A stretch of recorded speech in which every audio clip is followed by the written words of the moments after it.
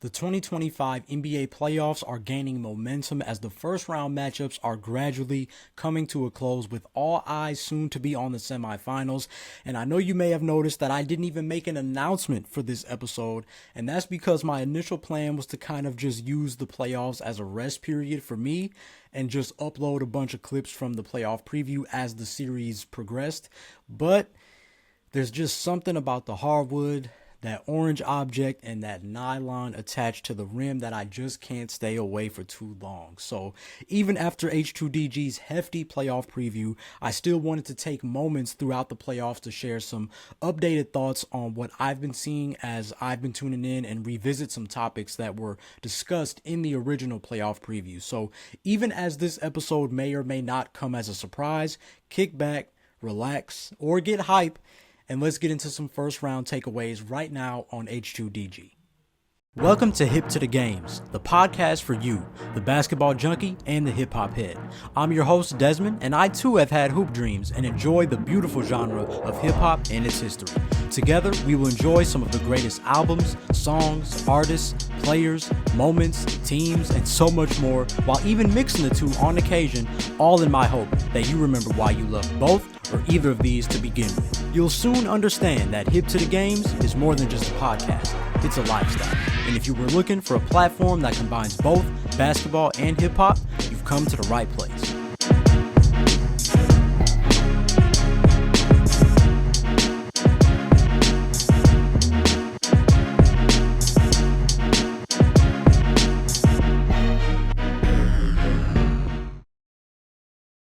Welcome to this episode of Hip to the Games. Shout out to you if you are a loyal listener and are showing that you are indeed hip to the games by listening on audio platforms or tuning in visually for another week.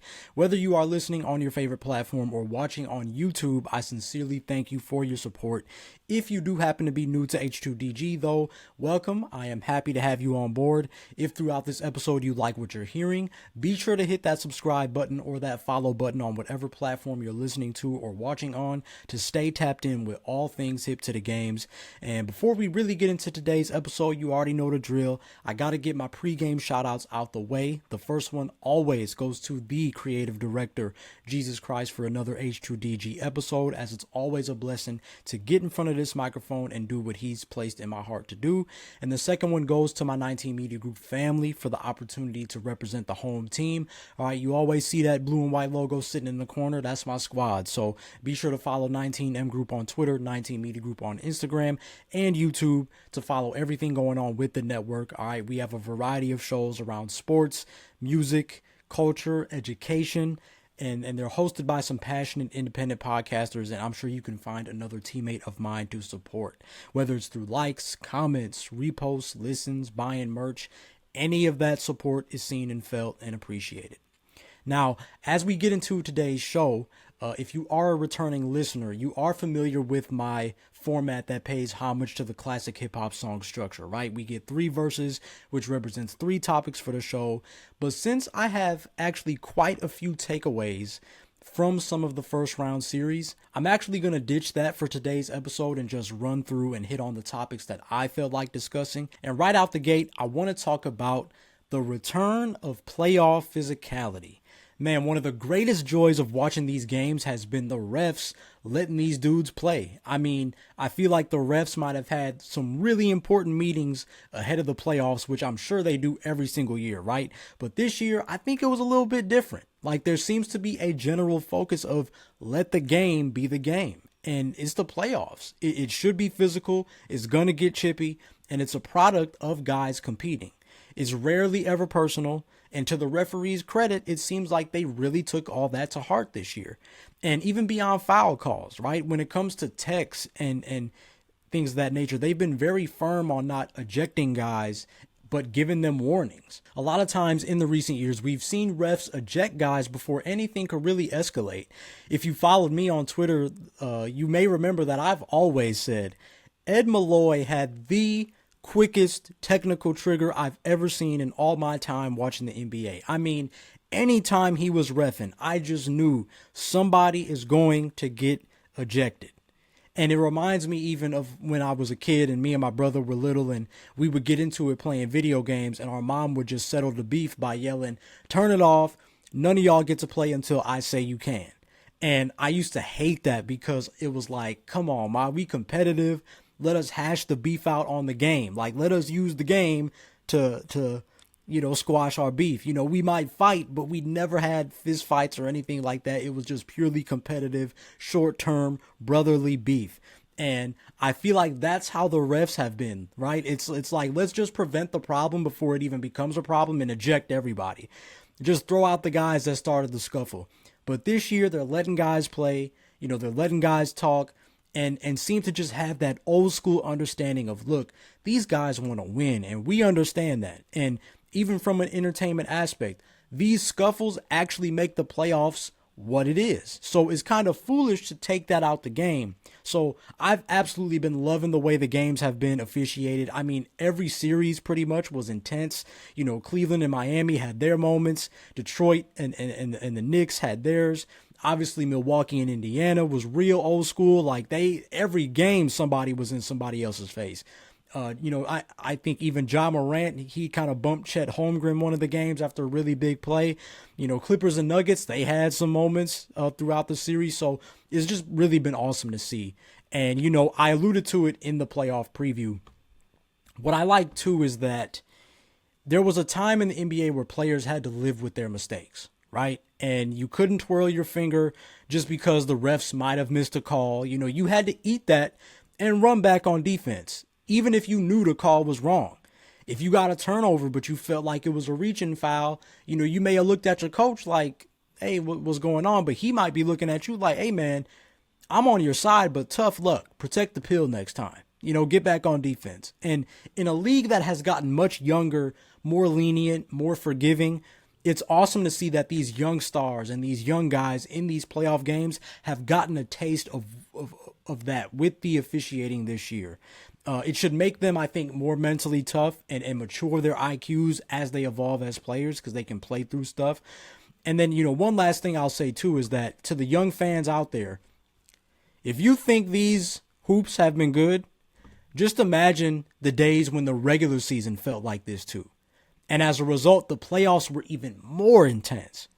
Like, man, I hope the NBA officials association, they take some of what they've been doing in this year's playoffs and bring it into future regular seasons because the league needs it, man. I think everybody's been enjoying the extra competitiveness and just the chippiness without any severe consequences, just understanding that it's all for sport, it's all for fun.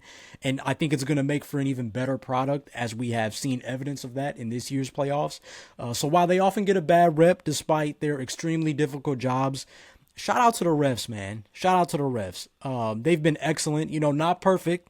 Not to say that there haven't still been questionable calls and things of that nature, because I know Pistons versus Knicks was pretty wild. They had a few questionable calls in big moments, but they have been, for the most part, I think, pretty good this postseason.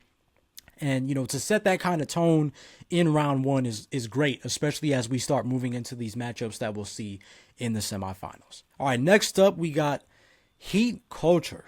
I wanted to briefly address the Miami Heat's playoff experience because, man, were those last two games rough on them, especially after some of the trash talk they had with the Cavs that they couldn't really back up. So, I've been seeing a lot of people go straight to the idea of Heat culture, right? Heat culture is kind of messing up, or is it a real thing, And I think that's a fair assessment, and I forget who exactly said this. I wasn't sure if it was Mike Miller or somebody else, but I know it was a former Heat player, and I just can't remember who said this, but I recently heard them say that they felt like the Miami Heat messed up by marketing Heat culture, and I totally agree. It was better when it was like this mythical lore that only those on the inside understood, right? But then they started throwing it and mentioning it everywhere. It became a hashtag. They put it on t-shirts. They made their city jerseys have the Heat culture word mark on it. And they even put their Heat culture values on the court last season. And like, unfortunately, it just became something that was once highly respected. It just got corny real quick. And I even think another contributing factor in this was how Pat Riley handled the Jimmy Butler situation. He clearly had that old school ownership mentality to a certain degree, and his stubbornness once again got the best of him, I think, to where now, if I'm being honest, I wouldn't be surprised if some players, especially black players, might look at that and say, oh, well, if that is a part of Heat culture that slips under the rug, I don't want no parts of that. Obviously, the Heat have been a very successful organization, and Pat Riley is a major part of that. Don't get me wrong. I definitely ain't putting him in Jerry Jones category. But even in the past, when you look at how he despised LeBron James for going back to Cleveland, and how Dwayne Wade has been so open about how he felt Pat did him dirty and didn't give him the contract he deserved in the summer of 2016, I feel like the blemishes of Heat culture always find a way to slip through the cracks. Like, yes, they have a great, hard-nosed, championship-minded organization, but they also have some flaws, which morally is understandable, right? Nobody's perfect. We are not infallible human beings. But I just think, especially this season, Heat culture took a hit to where you realize when the star player gets traded or leaves and they aren't winning, Heat culture don't look as good, right? But let me stick to the on-court part of Heat culture, right? Point blank, I just think Bam Adebayo and Tyler Hero have a lot to learn. They both have expressed their desires to take the Miami Heat, and bring them kind of that Dwayne Wade effect again and lead this team to great heights and get their jerseys retired, the whole nine, right? And already in their young careers, they've been to multiple NBA finals and they've made some deep playoff runs, but they weren't in the driver's seat. And this year was really the first year where they had much more control. And it resulted in an all-star season from Tyler Hero. And while Bam Adebayo regressed statistically, he still had nights where he showed he could lead. But what have I been saying a lot these last few episodes? You have to take your L's. And that L is not just for losses, but most of all, learning experiences. It's going to take getting your butt whooped by 30 plus in back-to-back playoff games to bring out hopefully a different player inside you. Because again, I was high on the Heat post-trade deadline. I just think their issue was that they had a lot of really good pieces, but they were simply missing their alpha. They had that with Jimmy, but clearly from the jump this season, he had other plans. He knew that he didn't want to do that this year, that was not going to be his role. You know, he wanted to be a piece for somebody else, right? Which turned out to be Stephen Curry. And mind you, it makes sense why they went on their longest losing streak in the Eric Spoelstra era and fell to the 10th seed in the East, and yet still found a way to make the NBA playoffs. That is the most Heat culture thing they did this year, was go on a 10-game losing streak and still make the playoffs through the play-in and get an 8th seed, right? If it was traditional and if it was up to me, there wouldn't have been a play-in in either conference this year, right? But the Heat, it happened and they were able to get in. You got a great coach and a hungry team who knows how to play in high-stakes games. That's why they were able to win 2 single elimination games, right? Again, this is Heat culture, right? It makes sense they were able to do that. When the stakes was high, they came through. But when the playoffs started, they looked every bit of a lottery team. Heat culture got you in, but it darn sure didn't show for the real thing. So the Heat have some decisions to make, right? What kind of player do you want in return for Terry Rozier? Do you move on from Jaime Jaquez or give him a 3rd season to show he can overcome some of the ways he was game planned for this year? Do you finally decide to trade Duncan Robinson's contract and get some extra bread to use in free agency? Right? Do you want to try to bring in a Giannis or Kevin Durant type of star to pair with Bam and Hero? Or should you once again strike out trying to swing for a Grand Slam superstar talent? Are you prepared to let Bam and Hero find their way as potential leaders of the next wave of Miami Heat basketball? Those are definitely the questions the Heat have to answer this offseason, because they don't want to go through another season like this, right? But I will say this. Part of the beauty of Heat culture is the journey. Okay, if I'm ending this on a positive note, part of the beauty of Heat culture is the journey. Everybody wants Heat culture in 2012, but they don't want to go through 2008. Everybody wants to bring back Heat culture from 2020, but they want to duck 2025. When you hear former players speak on the Heat, one thing about Heat culture is for certain. You can't duck the process. So it's yet another time for Heat culture to prove that it's more than just a cute slogan, and from top to bottom, it is an actual embodiment of their organization. All right, moving on to the next topic. You know I had to talk Bucks versus Pacers because, man, that was a fun vintage series. All right, first things first.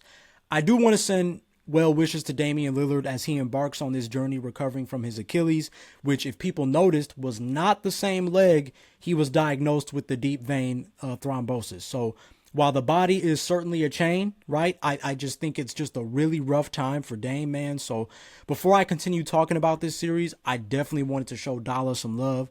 I don't care what the stats say. I know the timeline was flooded with people dropping Dame highlights from 2019 to 2023 where you could say were his peak years. But it ain't over till it's over, and none of us are God. So I definitely want to encourage Dame to take his time with his recovery and once again show us something special by returning from this kind of injury in his mid-30s. You ain't done yet, Dame. Godspeed, big bro. It's gonna be a great comeback for you. But yes, this series was actually a bit better than I initially imagined, as we saw Gary Trent Jr. emerge as an X factor those last few games before seeing the Pacers once again execute the comeback of dreams in that last game. I mean, come on, man. From that regular season 4-point play by Tyrese Halliburton to managing to play defense without fouling and getting more possessions to score in a game where it looked like Milwaukee was going to live to see another day, in the playoffs, at home, this team just continues to leave me speechless. They continue to leave me speechless, man. They must have heard everything that I've been saying about them because they continue to do the most amazing stuff on that basketball court. So, I had to give my props, all right? And especially Tyrese Halliburton, man. We all know that the most overrated player just means the most annoying, right? They hate LeBron because he's so successful. They get on Rudy Gobert because he found a way to dominate the interior defensively for multiple seasons. They hate that. When there's other good defenders too, they hate that. They hate success. And then they get on Tyrese because he will hit a big shot and skip across the court, smile in your face, talk trash, wrap his arms around his daddy, and they both talking trash. He is basically Kevin Martin with some Reggie Miller in him. All right? And obviously can drop dimes and handle the rock. Kevin Martin was annoying too. If the real ones remember, Kevin Martin was annoying too, because how else is a 6'7", 180-pound shooting guard going to get the most free throws in the league? Tony Allen talked about this, man, how he always used to, hey, every time he would get in the lane trying to sell fouls, right? Reggie Miller was annoying because he was a bad dude. None of these dudes were the most athletic, nor were they the strongest, and they still found success. A formula for hate and being dubbed overrated. And my thing is, Tyrese did it when it mattered. Reggie did it when it mattered. The playoffs. This is what the critics say, right? This is what all of us not me, but, there's people out there who get on these microphones and just be talking junk, right? This is what y'all wanted. Y'all want people to do this on the biggest stage, and that's what Tyrese Halliburton did. I want him to do it when it counts. Well, he did. He did, and he sent them boys home in dramatic fashion and was mature enough to stop settling for threes and use his size to slither in the lane for those last, 2 field goals he had. You got to give Tyrese his props, man. Game recognized game, and that boy did his thing. But shifting gears a little bit, I actually wanted to take the time to focus on the Milwaukee Bucks. I'm going to talk about Giannis later, but I really wanted to discuss their overall game plan because I felt like there were some orange flags out there. Not quite green, obviously, right? And not quite red because I seen where Doc Rivers and his staff where they were coming from. And, it's not quite a yellow flag because I felt like they were a little closer to a red flag. So I just came to the conclusion that it was an orange flag. All right. So Taylor Rooks reported before that last game that Doc emphasized getting out in transition and not walking the ball up. That's what Taylor Rooks reported. Now, obviously, this is great, right? Because as we know, the best opportunity to get points is by running in transition, right? The defense isn't set, and you can take advantage of that by getting open threes, layups, dunks, the whole nine. At the same time, though, anytime you hear a team say that is their point of emphasis, it shows that they either A, struggle to create offense in the half court, or B, are facing a great half-court defense, and sometimes it's both. So when I heard Taylor Rooks report that, I'm like, oh, Doc Rivers doesn't have faith that his guys can execute in the half court, which is dangerous because win or loss, that's been their bread and butter. Again, I mentioned this before. They were one of the top teams, if not the top team, in post-up opportunities. And even worse, if you're playing faster than usual, that means you're essentially trying to match the Pacers' pace. And you cannot beat the Indiana Pacers by playing their game. They remind me so much of the Warriors at the height of their heyday, because if you get caught up in the environment and as a last resort effort, try to play the Pacers game, you already lost, because they want the game to be fast. The way to beat the Pacers is to stick to your game. Okay, I want you to remember that phrase, stick to your game. It's going to come up later, but the way to beat the Pacers is to stick to your game and make them adjust, and the Bucks simply didn't do that enough. So while Doc had the right idea to get his team easier shots, that kind of game plan was not going to work against the Indiana Pacers. It was not the right formula to beat them. And while he does get a lot of flack, this is why coaching in the NBA is hard. He had to pick his poison and live with the results. Either way, he was going to get flack, right? So Doc was in a tough spot there. Now, to the Pacers' credit, the thing that makes their offense so special, yes, they have great ball movement, but it's this core value here. The Indiana Pacers do a great job treating the basketball like a grenade. Stephen Curry mentioned this to some young hoopers in the offseason, how important it is to make a decision in basketball, especially in a read and react offense like the Warriors have. He told the kids that you can't simply hold the ball in the NBA because, like a grenade, you only have so much time to make a decision based on the situation in front of you. And mind you, there is a 24-second shot clock, probably 14 if you got an offensive rebound. And when watching the Indiana Pacers, you can tell Rick Carlisle has a similar philosophy. You can see it when you watch Tyrese Halliburton. You can see it when you watch TJ McConnell. And I think even Andrew Nembhard. Tyrese is always looking for the pass. His eyes are always up.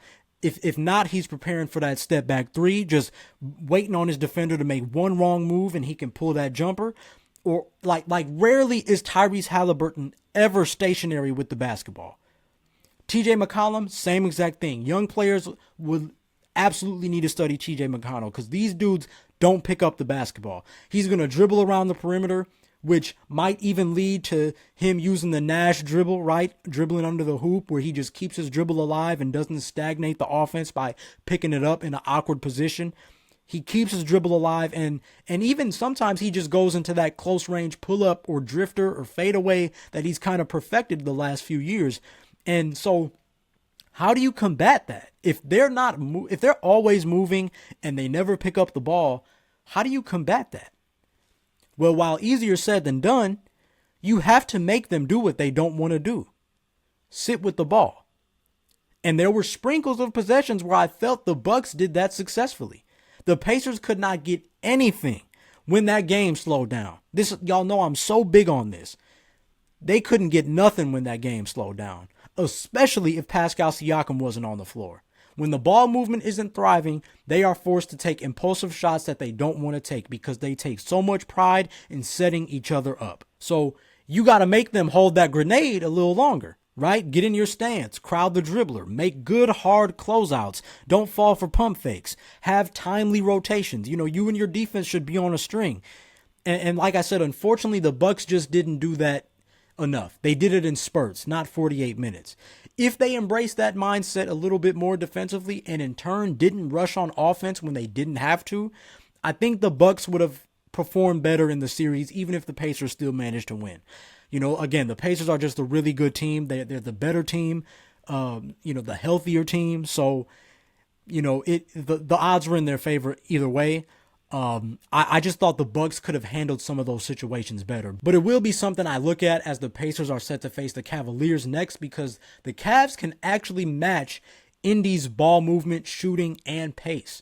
But I think they are obviously in better shape than Milwaukee because they have a guy like Donovan Mitchell offensively, and defensively they have a lot of versatility with guys like DeAndre Hunter, Isaac Okoro, and of course having the Defensive Player of the Year, Evan Mobley, on the interior.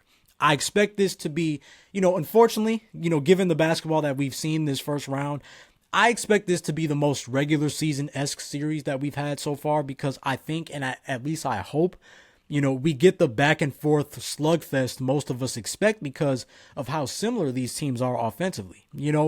I would like to think Cavs in 6. I think that's pretty healthy. If it goes 7, it's going to be because, similar to the Bucks, their defense didn't challenge the Indiana Pacers to work extra to get good looks offensively. Playoff physicality is back. The Heat might have found themselves frozen, and the Pacers continue to impress. But how long will it last? Got any thoughts on these topics? You know what to do. Share your thoughts with me down below if you are watching on YouTube, or at me on the socials at HipToTheGames or Desmond Powell _ to share your thoughts, as I would love to know what you think as well. We are just about halfway through the topics on my agenda today, but before we continue, if you like what you're hearing so far and want to know how you can represent the Hip to the Games lifestyle, here's how you can do that.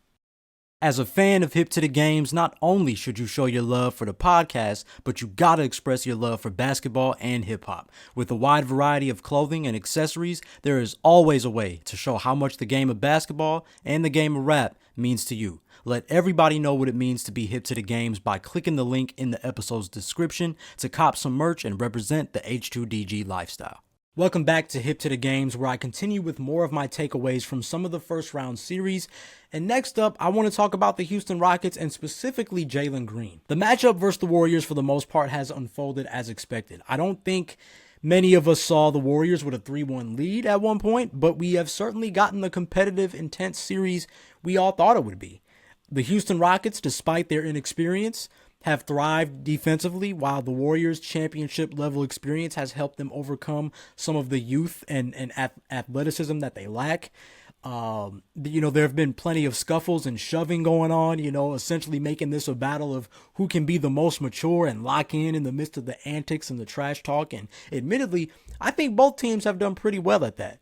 But most of the conversation around this series has been actually centered around Jalen Green, because while certainly a player with all-star level talent, he hasn't looked like that in his first playoff series. And I have some things to say about that.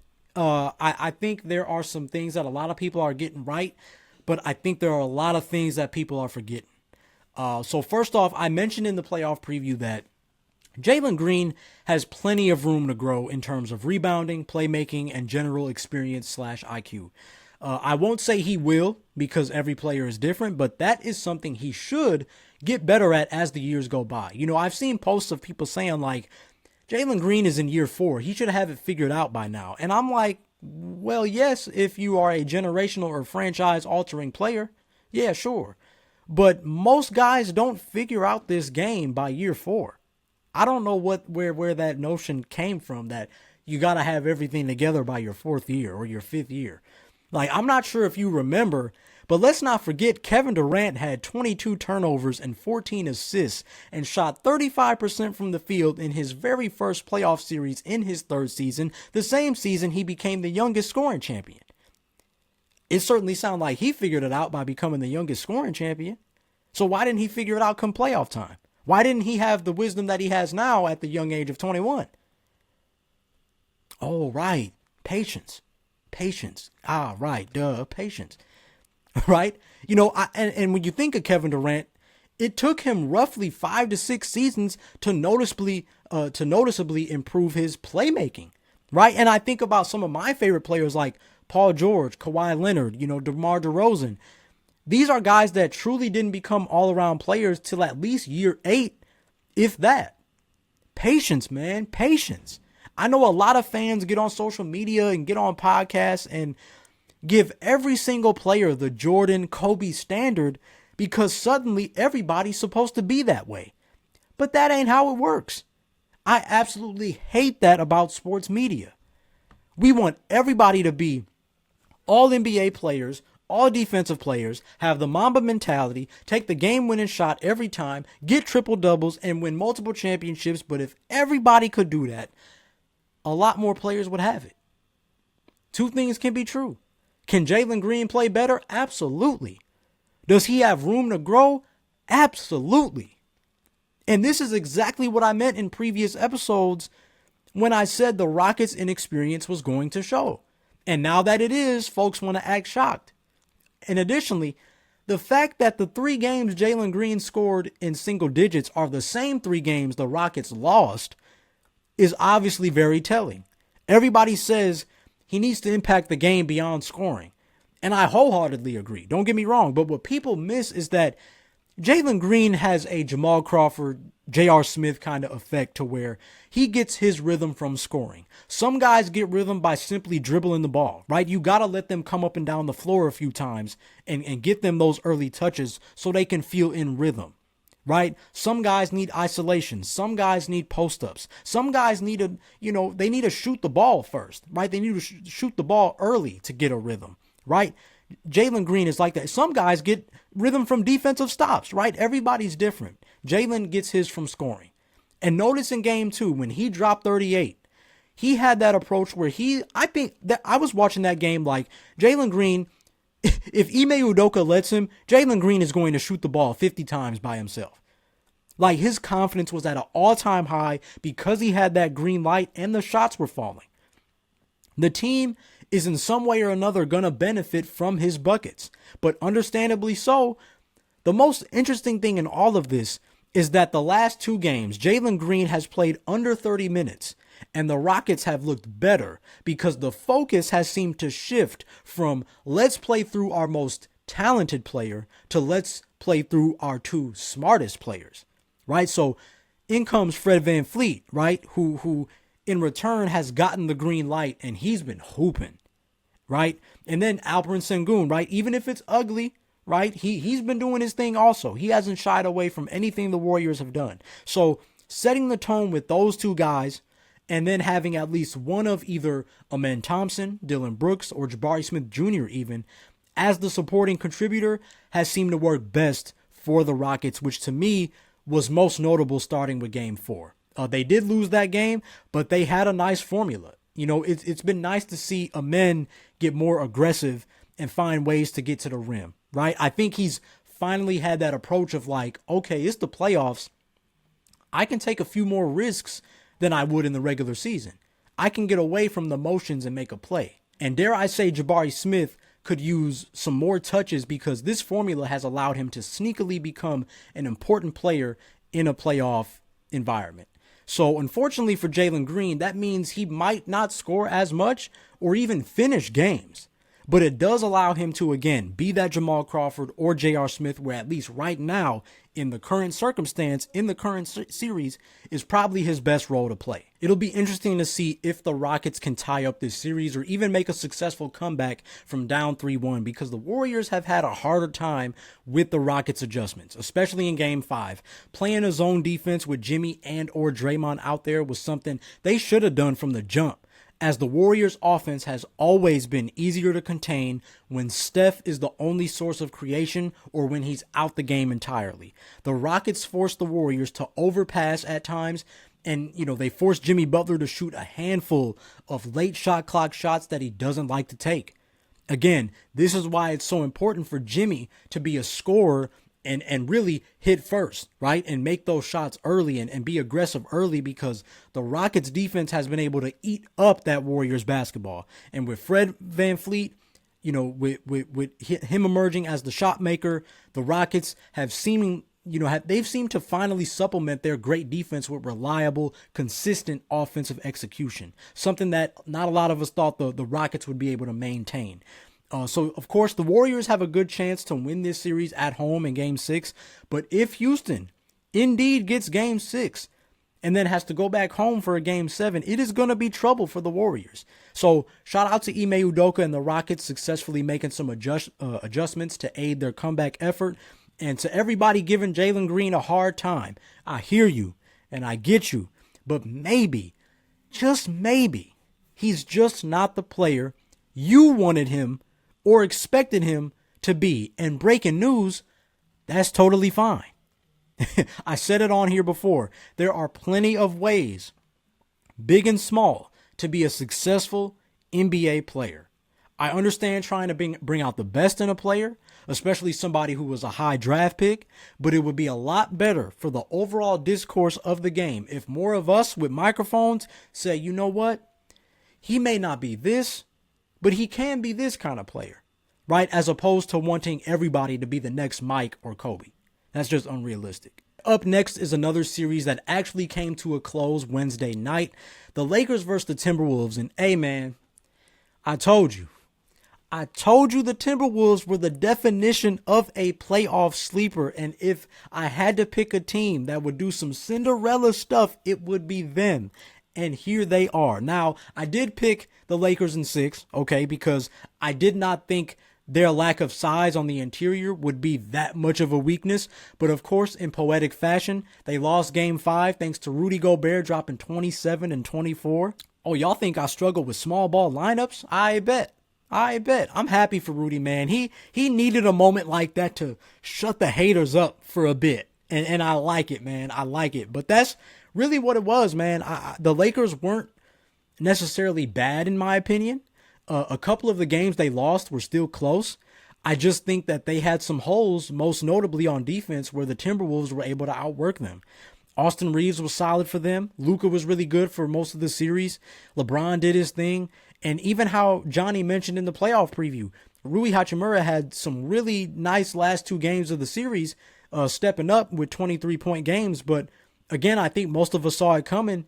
Yes, there's LeBron and Luka, but there's nobody on that roster close to AD. And we all know that the Lakers were missing him very much, especially with Jackson Hayes struggling to find his footing throughout the series. The T-Wolves just punished them inside, taking advantage of the Lakers' weakness. More than half their points came in the paint in Game 5. They had 56 points in the paint. And might I add, J.J. Redick was essentially running a 7-man rotation. And I don't care who you are. 7-man rotations do not win playoff series. You are just going to tire your guys out. That is one of my biggest pet peeves is watching these coaches. I understand you might not have a lot to work with, but if the Knicks can run more than a 7-man rotation, you can run more than a 7-man rotation. So, I'm not with that at all, and I mentioned this before. I know it still wouldn't have fixed their glaring issues inside, but I was just so disappointed that even in a 7-man rotation, J.J. Redick couldn't get Dalton Connect any burn. 4 minutes in 2 games of a 5-game series. The exact kind of player you want around Luka and LeBron, and he just can't get minutes. An older rookie at that. This dude just turned 24. It's not like this is some 19, 18-year-old. He could have contributed, if you ask me, but I get it. It would have complicated the strategy of what was already a limited rotation. I understand all that. But the main reason I wanted to talk about this series was not to just lament over the Lakers, but it was to big up the Minnesota Timberwolves. But even deeper, the main reason, should I say the main player I wanted to give a shout out to, was the guy who finally figured it out. Julius Dion Randle. Say, man, I'm so proud of Julius Randle, and I can't help but give some credit to Coach Chris Finch as well, who had worked with Julius when he was in New Orleans. But wow, man, who knew? The biggest fear I think many of us had with Julius Randle was that he was going to get a little overzealous in the offense and succumb to double teams. But being with a guy like Anthony Edwards, and I think even around guys who have been bought into roles like Jaden McDaniels, Dante DiVincenzo, Nickeil Alexander-Walker, of course, Naz Reid, that all those guys inspired Julius to do the same. Like, okay, I can buy into a role. Like, it actually kind of makes it easier for me to buy into a role because these guys are so bought in.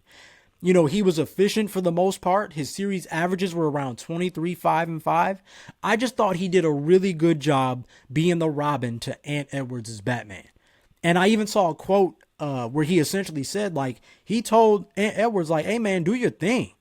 When you need me, I'll be ready.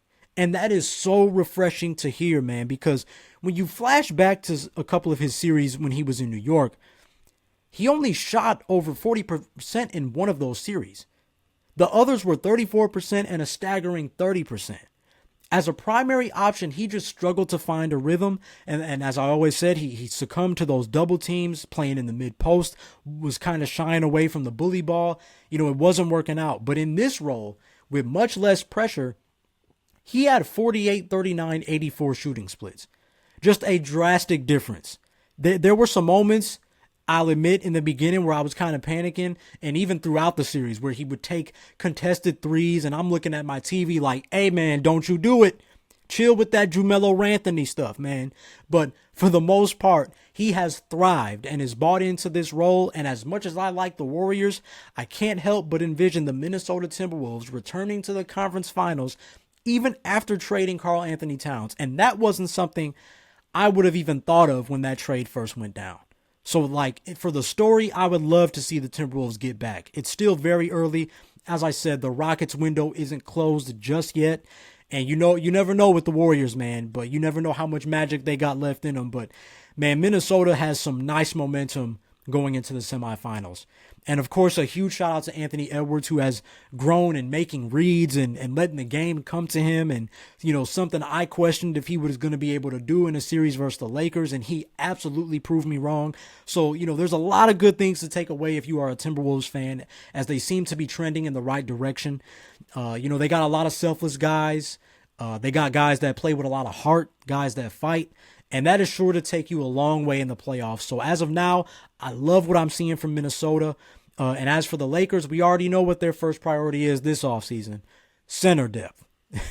It will definitely be interesting to see how the Rockets vs. Warriors series ends and how the Timberwolves continue to play as they wait for their next opponent. But in the meantime, what do you think? Will the Rockets come back, or do the Warriors still have plenty of magic left in them? Have people falsely imagined Jalen Green's potential? Can Minnesota indeed pull a bit of a Cinderella run in the NBA? Be sure to respond in the comments or hit me on the socials, because I definitely want to know what you got to say. But for now, I got two more topics I want to end with. One revolving around a bit of a coaching principle I actually hinted at earlier in the episode, and the other in regards to a certain star's future. I'm going to take a quick break here, but you won't want to miss these topics as this episode of H2DG continues. Although I wanna quit, I say this prayer quick. You can ask K-Dot, just a little mustard fits. But being it's the wood that I chop and the water that I carry, so it seems my harvest monetary. And I don't really like that. This lesson on patience got my passion trying to fight back. Welcome back to H2DG as I finish our episode today with some interesting topics. The first one I want to address is the importance of teams playing their game come playoff time. Play your game. And I know you might be thinking, Des, what's the big deal? Well, I mentioned earlier when discussing the Bucks how some teams can be guilty of shying away from a strategy that probably fits best with their personnel in the desperate effort to come back in a series. Obviously, I felt the Bucks did that versus Indiana, and funny enough, I fear his successor Ty Lue did a similar thing versus the Denver Nuggets. Now, at the time this episode drops, the Clippers will either be knocked out of the playoffs or preparing for a Game 7 back in Denver. Being that I was high on the Clippers, I would love to see them figure it out, but given the results of Games 4 and 5, I can't help but believe that the Nuggets have figured out the Clippers. Now, it's interesting. Within the first 3 games of a very entertaining series, I thought the Clippers did a great job playing their game. They generally run a slower pace, in large part due to having 2 great isolation players in James Harden and Kawhi Leonard, and a low post option in Ivica Zubac. But they can also thrive in transition thanks to a great defense that thrives off getting steals. Right, but the biggest adjustment of the series came from the Nuggets in Game 4, where yes, Nikola Jokic had an amazing night offensively, but it was also the game where the Nuggets moved their defensive pressure up and forced the Clippers to initiate their offense sooner. Of course, applying this kind of defensive pressure can disrupt an offense's flow and bring discomfort for the players involved. This affected James Harden the most, as he wasn't able to initiate the offense cleanly and committed some bad turnovers down the stretch. Sure, the Clippers almost completed a miraculous comeback that game, even after the Nuggets' big defensive adjustment, but we then saw how much it impacted the Clippers in Game 5, because to my surprise, it seemed like from the opening tip, Ty Lue urged his team to play much faster, so the Nuggets couldn't thrive off that same pressure they delivered the game before. But unfortunately for the Clippers, it only resulted in a game where they struggled to find any kind of rhythm. Shots seemed to be a bit more rushed. Nobody could hit a free throw to make matters worse. And there wasn't much of an emphasis to get Kawhi Leonard the ball in his spots, I felt like. And by the time they actually did, it was far too late. The Clippers just never seemed to be settled the way that they seemed to be those first few games of the series. And to his credit, Ty Lue is one of the best coaches in the league as far as in-game adjustments go. He seemed to take a risk to change his approach during a tied series, which is admirable, right? But in what has generally been a close series, I don't think that kind of change was necessary, at least yet. One good sign a team is on the ropes in the playoffs is when they change their game plan in noticeable fashion. And I fear that's one reason why the Clippers are in this position. And that's why I stress the importance of playing your game. I'm not saying don't make adjustments, but I am saying don't suddenly change your approach at the first sign of adversity. I look at the Detroit Pistons and the New York Knicks on the other hand, and these are two teams that have won games playing the way they know they like to play. Neither team looked overly influenced by what the other team was doing, right? Look, man, the Pistons lost 2 winnable games at home, and what did they do? They walked right back into MSG for Game 5 and lived to see another day playing the exact same way. Do the dirty work, play defense, get the 50-50 balls, take advantage of transition opportunities, right? Cade Cunningham, Dennis Schroeder pushing the ball in transition, not getting those threes to Malik Beasley, Tim Hardaway, getting those dump offs and alley-oops to Jalen Duren, Paul Reed, guys like that. And even in thinking about this series, there have been times both teams go on runs and get up 10 plus points only for the other team to come back and make it a dogfight again. And that's why no matter who wins or loses this series, their efforts are going to be respected because they never made a panic move. They stuck to their principles and it showed. Now, I know the Clippers' struggles aren't single-handedly because of the adjustment from Ty Lue. In fact, James Harden had a very disappointing Game 5, reviving the narrative that he's a quitter, that out of nowhere he can just turn his switch off and not maintain his pulse on the game as the point guard. The Clippers are going to need that if they want to have a deep run in the playoffs like some of us expected. James Harden knows better. This is why he stayed with the Clippers, I thought. All year, this is what their roster construction was for.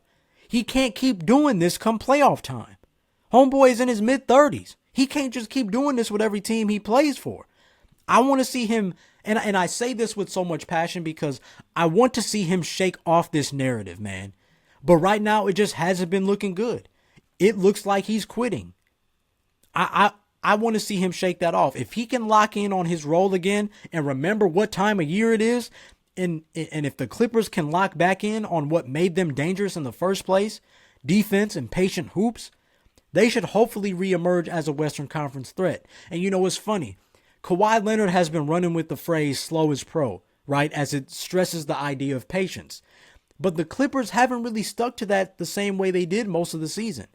Hopefully by the time this episode drops, they indeed stayed alive for a Game 7 and returned to their original values and game plan. But if not, while there is well-deserved praise for a united Nuggets team, it'll be a sad ending for a Clippers team that showed a lot of promise on paper and even in the actual playoffs at one point. And finally, I figured I would end the episode sharing my thoughts on the future of Bucks superstar Giannis Antetokounmpo.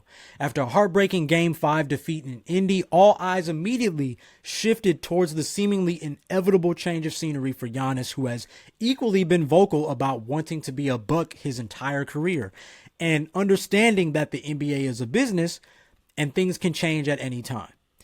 I love and respect loyalty. I think it would be great for a player in this generation to stay with one franchise his whole career. But unfortunately, the writing looks like it's on the wall for Giannis. The Bucks have a lot of expendable talent around him, right? Most teams want a Gary Trent Jr. And they could use a Taurean Prince and an AJ Green. Imagine Bobby Portis on the Detroit Pistons. Brook Lopez is still a solid rim protector and stretch big and, kind of similar to Al Horford, might not contemplate retirement just yet. Kyle Kuzma and Kevin Porter Jr., I think they are expendable pieces, but although should a rebuild take place, I could see them staying put. And obviously with Dame missing next season, unless a miracle takes place, it doesn't really make sense for Giannis to stay unless the Bucks want to run it back with everybody. So I think Giannis should start looking around, especially because they haven't returned to the finals, let alone made a deep playoff run since they won in 2021. But what I've had the most trouble with is envisioning Giannis's next situation, if there is one. I've seen fan-made scenarios like the Lakers, of course, the Clippers, the Warriors, And I just don't think those are realistic from a basketball perspective. It sounds sexy and exciting, but I think it's fool's gold. I don't think people realize how static Giannis is in a half-court offense. If you think he and Luka, or he and Kawhi plus Harden, or even he with Steph, Jimmy, and Draymond is going to be smooth sailing, I think you're sadly mistaken. I would advise all these teams with stars especially to seriously evaluate their personnel before potentially making a move for Giannis Antetokounmpo, because he will certainly change how your team is defended. Let me take it further. Giannis is very similar to LeBron a few years ago in the sense that he is an athletic, physical unit, right? He can run up and down the floor all day. He can get to the rim at will, play defense, and most of all, he's durable. He plays with the right attitude, he hustles, he leaves 110% on the floor. However, he isn't as much of a plug-and-play player as LeBron James is, in my opinion. Obviously, LeBron is a lot more guard-like, so he can create a shot for himself, and contrary to popular belief, he can dribble, he can play the point and initiate an entire offense. Giannis doesn't really have that skill set. I don't think Giannis is an offensive initiator. He just draws a lot of attention, if that makes sense. I don't think he's putting the pieces together. I think he's just the product of what his game is, if that makes any sense.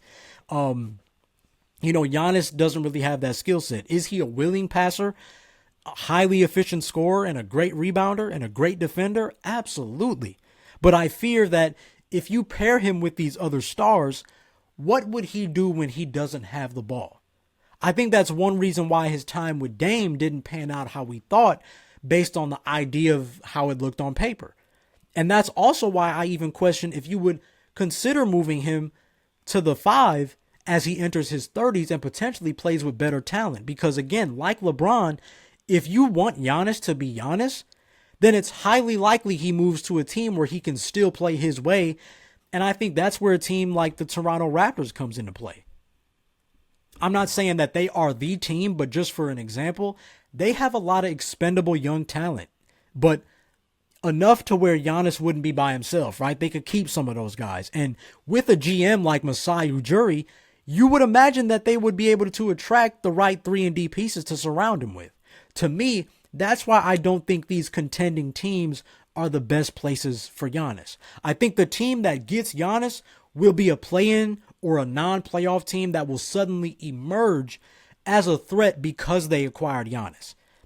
As always, I could be wrong. I am not infallible. I could be wrong, and I have no issues coming back on the podcast on a future date and admitting that Giannis, he's indeed a plug-and-play guy and all that stuff. But until then, I just think it's better for Giannis to get a fresh start on an up-and-coming team who could actually use his abilities and benefit from the star that he is on and off the court, as opposed to joining an established contender and trying to figure out how he fits in a half-court offense where he has multiple options and they had a system before that they probably going to have to change.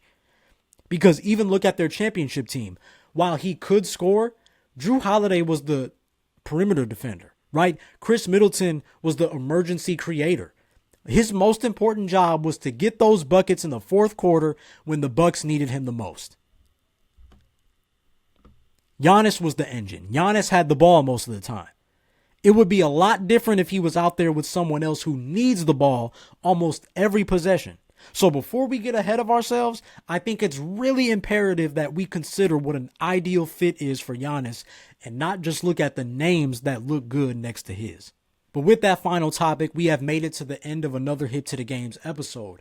From the return of physicality in the playoffs, the state of Heat culture, recapping some of the first round series and potential offseason moves for one of the NBA's brightest stars, there was plenty to dive into and plenty to come. But as always, these were just my thoughts.